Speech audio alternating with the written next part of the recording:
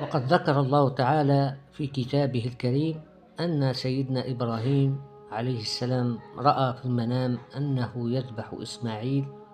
فأشار على ولده بذلك، كما قال الله تعالى في سورة الصفات: فلما أسلم وتله للجبين وناديناه أن يا إبراهيم قال صدقت الرؤيا إنا كذلك نجزي المحسنين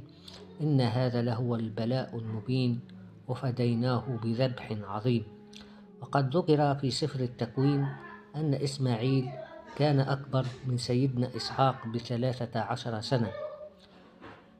وهذه القصة تتضمن رحلة واحدة على الأقل قبل أن يشب إسماعيل. أما باقي الرحلات الثلاثة الأخرى فقد رواها البخاري بطولها عن ابن عباس مرفوعا، وملخصها أن سيدنا إبراهيم لما كبر وتعلم العربية في جرهم وأنفسهم وأعجبهم فزوجوه امرأة منهم، وماتت أمه، وبدا لإبراهيم أن يطالع ولده،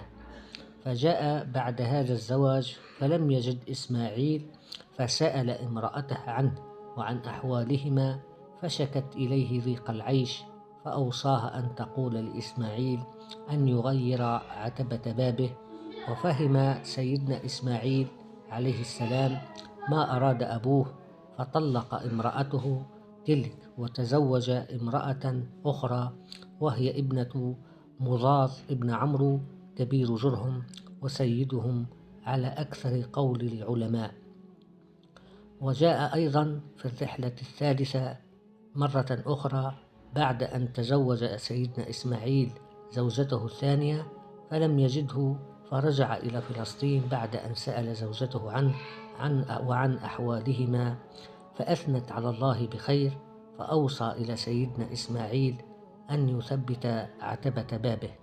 أما الرحلة الرابعة أن سيدنا إبراهيم بعد أن لقى سيدنا إسماعيل وهو يبري نبلا له تحت دوحة قريبا من زمزم،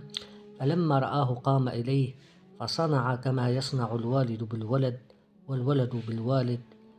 وكان لقاؤهما بعد فترة طويلة من الزمن. فلما رآه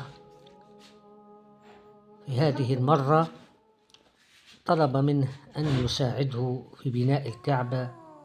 ورفع قواعدها، وأذن لإبراهيم في الناس بالحج كما أمره الله